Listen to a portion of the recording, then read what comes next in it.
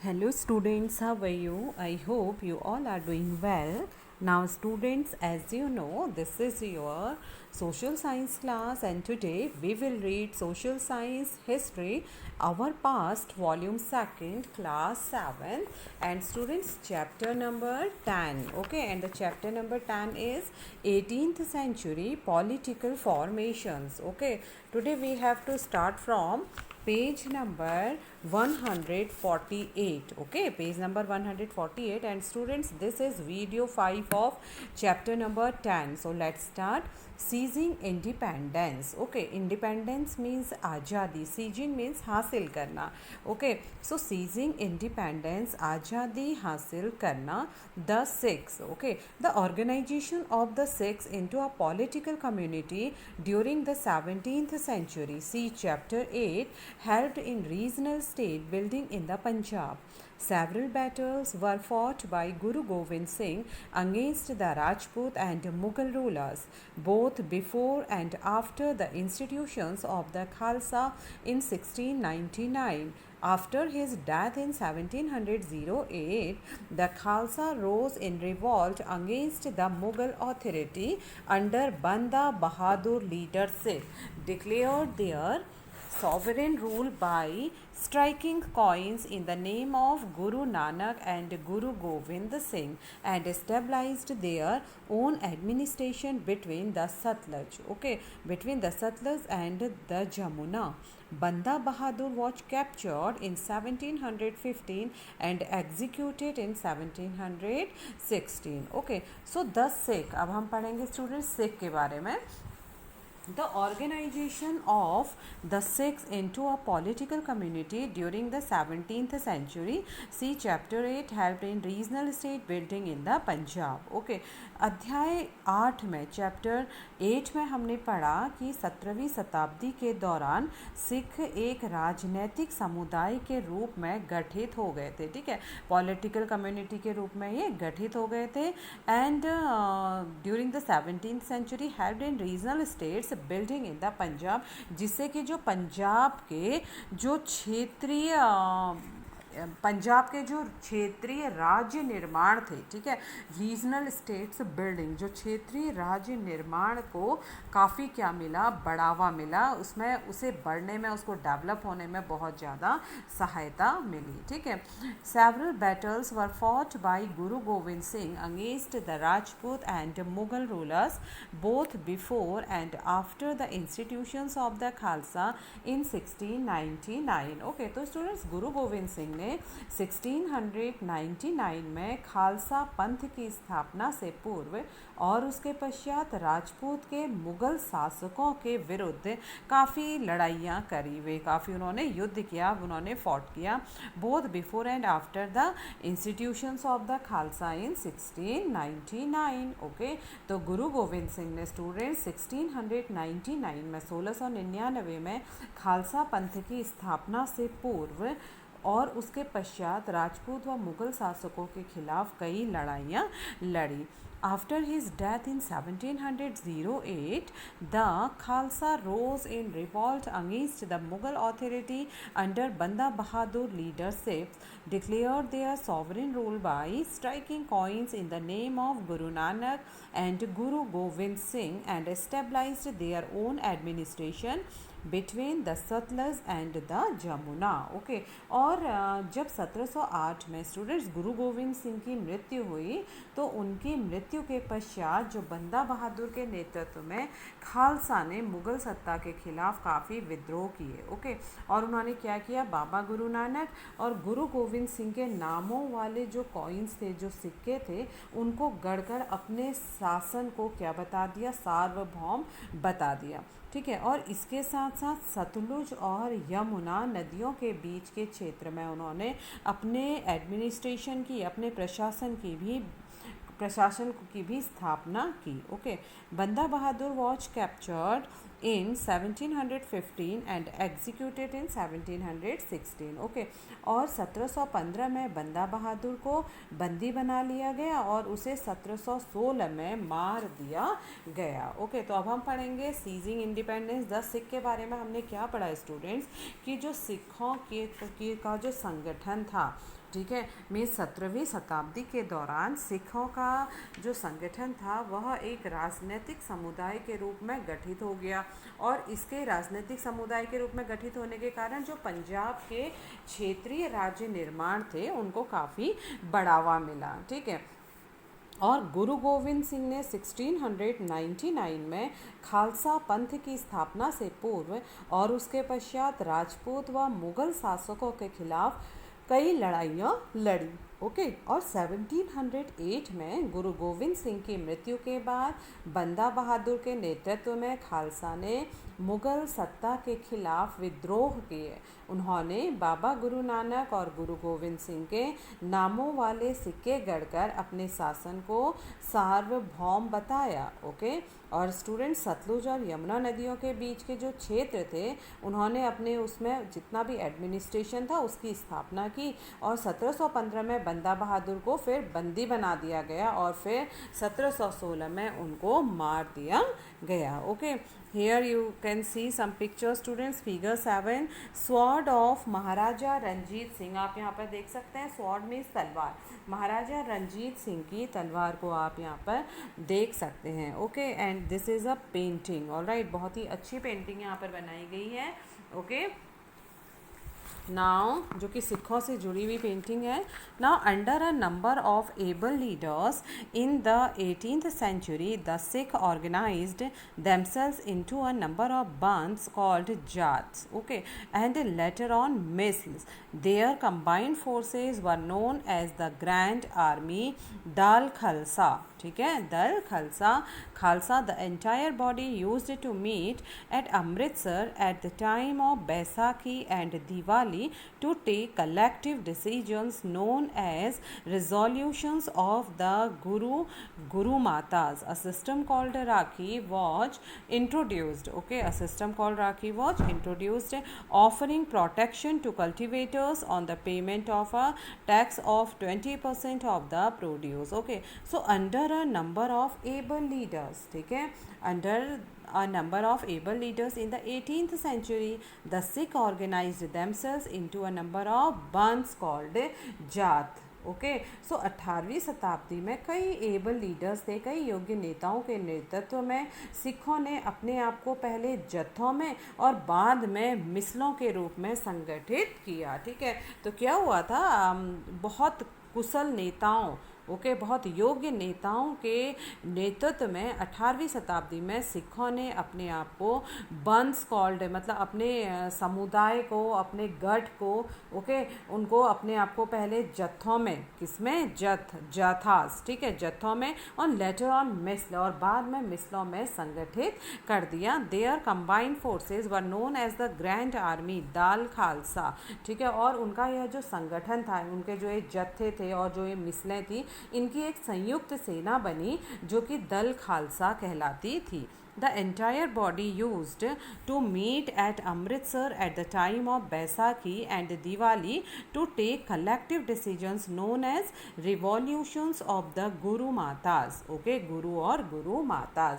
और उन दिनों जो दल खालसा और बैसाखी और दिवाली के जो पर्व थे, उन पर्वों पर अमृतसर में क्या होता था, वे दिनों सब मिलते थे. ठीक है, उन दिनों दल खालसा, बैसाखी और दिवाली के पर्वों पर अमृतसर में मिलते थे. इन बैठकों को वे सामूहिक निर्णय के लिए लेते थे. To take collective decision known as revolutions. ठीक है, रिजोल्यूशन. तो इनके जो दल थे, इन बैठकों में वे मिलते थे और आपस में सामूहिक निर्णय लेते थे, जिन्हें गुरु मता यानी गुरु के प्रस्ताव कहा जाता था. क्या कहा जाता था, गुरु के. रिजोल्यूशंस में समाधान या प्रस्ताव, और या फिर गुरु मताज उनको कहा जाता था, गुरु मत जिसको हम कह सकते हैं. ठीक है, तो क्या होता था स्टूडेंट्स, दिवाली में खालसा, इनका जो दल खालसा था बैसाखी और दिवाली के पर्वों पर कहाँ पर मिलता था, अमृतसर में मिलता था। और इन बैठकों में वे इससे संबंधित सभी सामूहिक निर्णय लिए जाते थे जिन्हें गुरुमत्ता या गुरु के प्रस्ताव कहा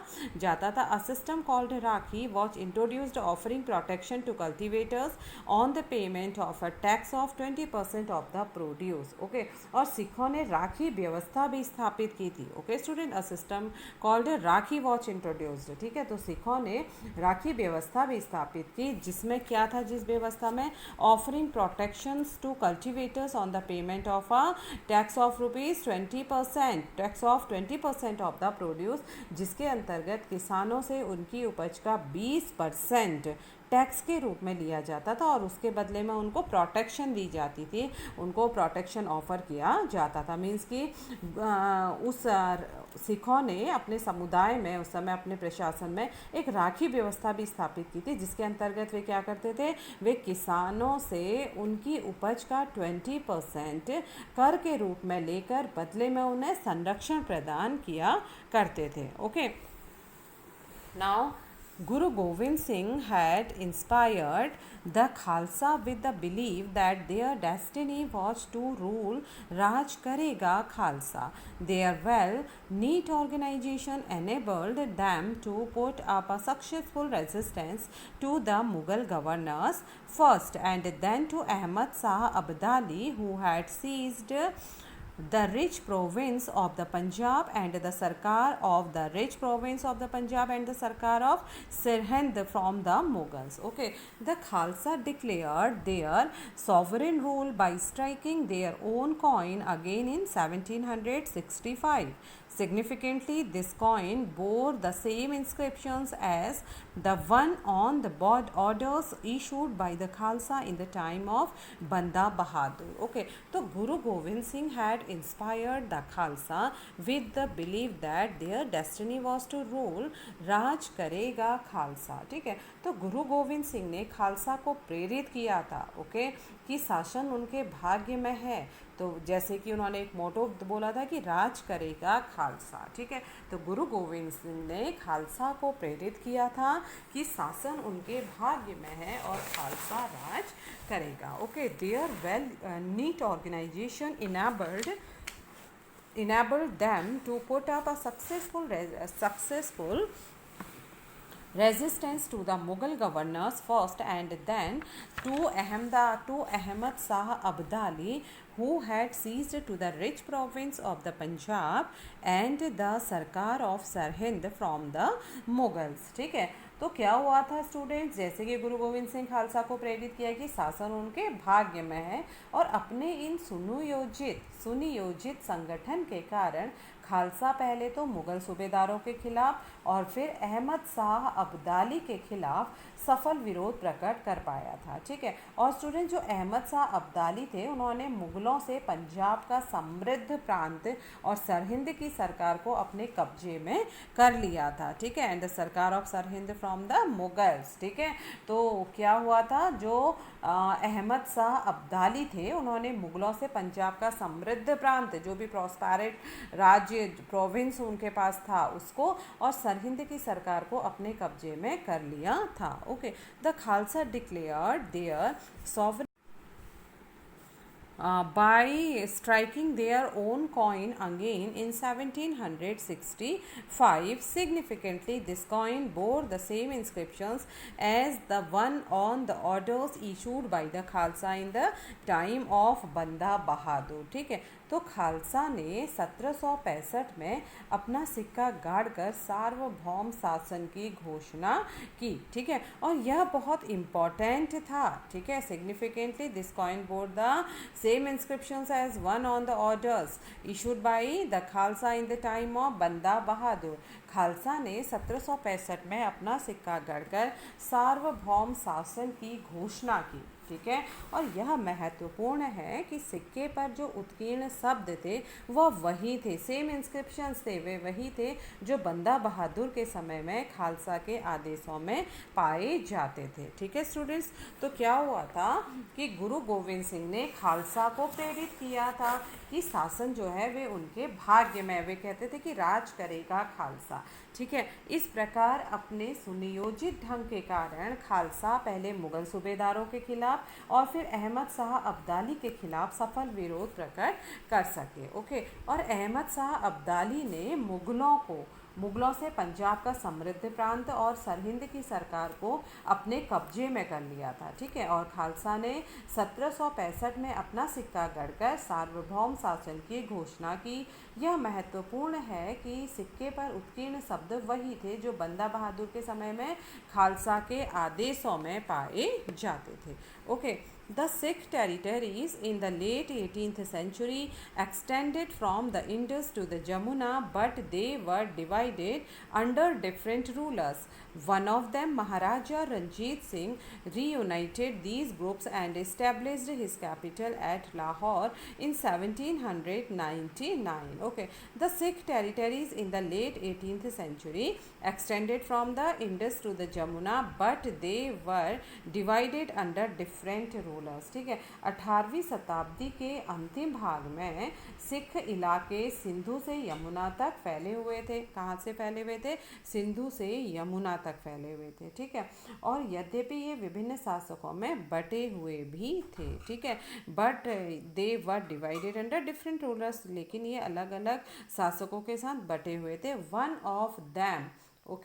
One of them, Maharaja Ranjit Singh, reunited these groups and established his capital at Lahore in 1799. उनमें से एक महाराजा रंजीत सिंह थे जिन्होंने क्या किया था? विभिन्न सिख समूहों में फिर से एकता कायम करके 1799 में लाहौर को अपनी राजधानी बनाया। ओके, लाहौर को अपनी राजधानी बनाया। तो ये क्या हुआ था कि 18वीं शताब्दी के अंतिम भाग में सिख इलाके सिंधु से यमुना तक फैले हुए थे, और यद्यपि वे विभिन्न शासकों में बटे हुए थे, इनमें से एक शासक कौन थे? महाराजा रंजीत सिंह थे, जिन्होंने विभिन्न सिख समूहों में फिर से एकता कायम करके 1799 में लाहौर को क्या किया? अपनी राजधानी बनाया। Okay, now next point, the Marathas. ठीक है, अब हम पढ़ेंगे स्टूडेंट्स मराठा के बारे में। The Maratha kingdom was another powerful regional kingdom to arise out of a sustained opposition to Mughal rule. Shivaji 1627 to 1680 carved out a stable kingdom with the support of powerful warrior families, Deshmukhs. Okay, groups of highly mobile peasants, pastoralist Kunbis provided the backbone of the Maratha army. Shivaji used these forces to challenge the Mughals in the peninsula. After Shivaji's death, effective power in the Maratha state was wielded by a family of Chittapavan Brahmanas who served Shivaji's successors as Peshwa. For principal minister, Pune became the capital of the Maratha kingdom. Okay, so students, the Maratha kingdom was another powerful regional kingdom to arise out of sustained opposition to Mughal rule. ठीक है, मराठा राज्य क्या था students? एक अन्य शक्तिशाली क्षेत्रीय राज्य था, पावरफुल रीजनल किंगडम था। ठीक है, तो मराठा राज्य एक अन्य शक्तिशाली क्षेत्रीय राज्य था जो मुगल शासन का लगातार विरोध करके उत्पन्न हुआ था। वो हमेशा मुगल शासक का क्या करता था? अपोज करता था, sustained opposition to Mughal rule. ठीक है, जो कि हमेशा मुगल शासन का लगातार विरोध करके उत्पन्न हुआ था। Okay, Shivaji 1627 to 1680 carved out a stable kingdom with the support of powerful warrior families. Okay, Deshmukh. ठीक है, तो स्टूडेंट्स, जब जैसे कि हमने बताया कि मराठा क्या था, एक मुगल शासन का विरोध करके उत्पन्न एक शक्तिशाली क्षेत्रीय राज्य था। तो शिवाजी ने 1627 से 1680 शिवाजी ने शक्तिशाली योद्धा परिवारों, जो कि देशमुख एक बहुत अच्छा उदाहरण है योद्धा परिवार का, तो उन्होंने शक्तिशाली योद्धा परिवारों देशमुखों की सहायता से एक स्थायी राज्य की स्थापना की। Groups of highly mobile peasants pastoralist Kunbis provided the backbone of the Maratha army. Okay, और अत्यंत गतिशील, मोबाइल मीन्स गतिशील कृषक पशुचारक, जिसको कुनबी कहा जाता था, उन्होंने मराठों की सेना के वे मुख्य आधार बन गए। ठीक है, तो अत्यंत गतिशील कृषक पशुचारक, ठीक है, group of highly mobile peasant कृषक, पास्टोरलिस्ट पशुचारक, जिनको कुनबीज भी बोला जाता है, provided the backbone of the Maratha army. तो इन्होंने मराठाओं की सेना का ये मुख्य आधार बन गए, बैकबोन बन गए। ठीक है, Shivaji used these forces to challenge the Mughals in the peninsula. Okay, Shivaji used these forces to challenge the Mughals in the peninsula. तो शिवाजी ने प्रायद्वीप, पेनिनसुला प्रायद्वीप में मुगलों को चुनौती देने के लिए इस सैन्य बल का प्रयोग किया। ठीक है, एंड आफ्टर शिवाजीज डेथ, और शिवाजी की मृत्यु के बाद, effective power in the Maratha state was wielded by a family of Chitpavan Brahmanas who served Shivaji successors as Peshwa और प्रिंसिपल मिनिस्टर। ओके, और इस प्रकार शिवाजी की मृत्यु के पश्चात शिवाजी ने पहले क्या किया, प्रायद्वीप में मुगलों को चुनौती देने के लिए इस सैन्य बल का प्रयोग किया, और शिवाजी की मृत्यु के पश्चात मराठा राज्य में प्रभावी शक्ति, ठीक है, जो मराठा राज्य में क्या थी, प्रभावी शक्ति थी, एंड प्रिंसिपल मिनिस्टर्स, ठीक है, चित्तपावन ब्राह्मणों के एक परिवार में के हाथ में रही। ठीक है, after Shivaji just effective power in the Maratha state was wielded by a family of Chitpavan Brahmanas. ठीक है, तो शिवाजी की मृत्यु के पश्चात मराठा राज्य में प्रभावी शक्ति चित्तपावन ब्राह्मणों के एक परिवार के हाथ में रही, जो शिवाजी के उत्तराधिकारियों के शासनकाल में, ठीक है, जो शिवाजी के उत्तराधिकारियों के शासनकाल में, जैसे कि पेशवा, प्रधानमंत्री के रूप में अपनी सेवाएं देते रहे। Okay, and Poona became the capital of the Maratha kingdom, और पुणे जो था वो मराठा राज्य की राजधानी बन गया। ठीक है, पुणे क्या बन गया, मराठा राज्य की राजधानी बन गया। तो मराठा के बारे में हमने क्या देखा स्टूडेंट्स, कि मराठा राज्य एक अन्य शक्तिशाली क्षेत्रीय राज्य था, जो मुगल शासन का लगातार विरोध करके उत्पन्न हुआ था। शिवाजी ने शक्तिशाली योद्धा परिवारों देशमुखों की सहायता से एक स्थायी राज्य की स्थापना की। ओके, और अत्यंत गतिशील कृषक पशुचारक कुनबी मराठों की सेना के मुख्य आधार बन गए। ठीक है, शिवाजी ने प्रायद्वीप में मुगलों को चुनौती देने के लिए इस सैन्य बल का प्रयोग किया। ठीक है, और शिवाजी की मृत्यु के पश्चात मराठा राज्य में प्रभावी शक्ति चित्तपावन ब्राह्मणों के एक परिवार के हाथ में रही, जो शिवाजी के उत्तराधिकारियों के शासनकाल में पेशवा के रूप में अपनी सेवाएं देते रहे। ठीक है, और जो पुणे राज्य था स्टूडेंट्स, बाद में वह मराठा राज्य की राजधानी बन गया। Okay, now here students, towards the end of the 17th century, a powerful state, okay, a powerful state started emerging in the Deccan under the leadership of Shivaji, which finally led to the establishment of the Maratha state. Shiva was born to Shahaji and Jijabai of Shivanat in 1630. Under the guidance of his mother and his guardian Dada Kandev, Shivaji embarked on a career of conquest at a young age. The occupation of Javli made him the undisputed leader of the Mavla highland, which paved the way for further expansion. His exploits against the forces of Bijapur and the Mughals made him a legendary figure.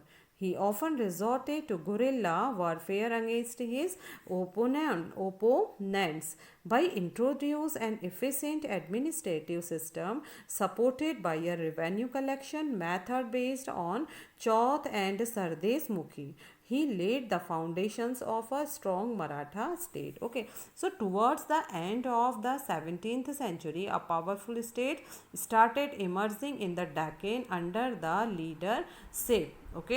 leadership of Shivaji, which finally led to the establishment of the Maratha state. तो student 17वीं सदी के अंत तक दक्कन में शिवाजी के नेतृत्व में एक शक्तिशाली राज्य के उदय की शुरुआत हुई, जिससे अंततः एक मराठा राज्य की स्थापना हुई. ओके एंड शिवाजी का जन्म अगर हम बात करें तो शिवाजी का जन्म, Shivaji was born Shahji and Jijabai at Shivneri in 1630. Shivaji का जन्म 1630 में शाहजी और जीजाबाई से हुआ. ठीक है. Under the guidance of his mother and his guardian Dada Kondev, Shivaji embarked on a career of conquest at a young age. Okay, अपनी माता और अभिभावक दादा कौंडदेव के मार्ग निर्देशन में शिवाजी कम उम्र में ही विजय पथ पर निकल पड़े. The occupation of Javli made him the undisputed leader of the Mavla highlands which paved the way for further expansion. ठीक है. और जावली पर कब्जे ने उन्हें मावाला पठारों पर का अवाधित मुखिया बना दिया. ठीक है. जावली पर कब्जे में, ठीक है, जावली पर कब्जे में उन्हें मावाला हाईलैंड का, हाईलैंड मीन्स पठार, मावाला पठारों का अविवादित मुखिया बना दिया. ठीक है. जिसमें कि हमेशा क्या रहते थे, विवाद नहीं रह पाते थे उसमें. ठीक है. तो उन्होंने क्या किया, जावली पर कब्जे ने उन्हें मावाला पठारों का अविवादित, मतलब कोई उनसे कुछ नहीं कहता था, वैसा उन्होंने मुखिया बना दिया. हिज एक्सप्लॉइट, ठीक है, and Mavala highland which paved the way for further expansion. Okay. और उससे उनके क्षेत्र विस्तार का जो मार्ग हुआ वह बहुत अच्छा रहा. उस मार्ग, ओके, और उसका क्षेत्र विस्तार होता चला गया. His exploit against the forces of Bijapur and the Mughals made him a legendary figure. Okay. और इसके कारण, जिसने उनके क्षेत्र विस्तार का पथ प्रशस्त किया और बीजापुर और मुगलों के खिलाफ उनके कारनामों ने उन्हें विख्यात व्यक्तित्व बना दिया. ठीक है. उन्हें एक बहुत ही लीजेंडरी फिगर बना दिया. He often resorted to guerrilla warfare against his opponents. ठीक है. और वे अपने विरोधियों के खिलाफ प्रायः गुरिल्ला युद्ध कला का प्रयोग करते थे. किसके खिलाफ? अपने विरोधियों के खिलाफ, ओपोनेंट्स के खिलाफ. By introducing an efficient administrative system supported by a revenue collection method based on chauth and sardeshmukhi, he led the foundation of a strong Maratha state. ठीक है. चौथ और सरदेश मुखी पर आधारित राजस्व संग्रह प्रणाली की सहायता से उन्होंने एक मजबूत मराठा राज्य की नींव रखी. Okay students. और upside students we can see the portrait of Shivaji. हम यहाँ पर शिवाजी का रूप चित्र देख सकते हैं, पोर्ट्रेट देख सकते हैं. तो students, today class is over. Alright, tomorrow I will be back with other topics of this chapter. So till then students, revise your work and take care. Have a nice day students. Thank you.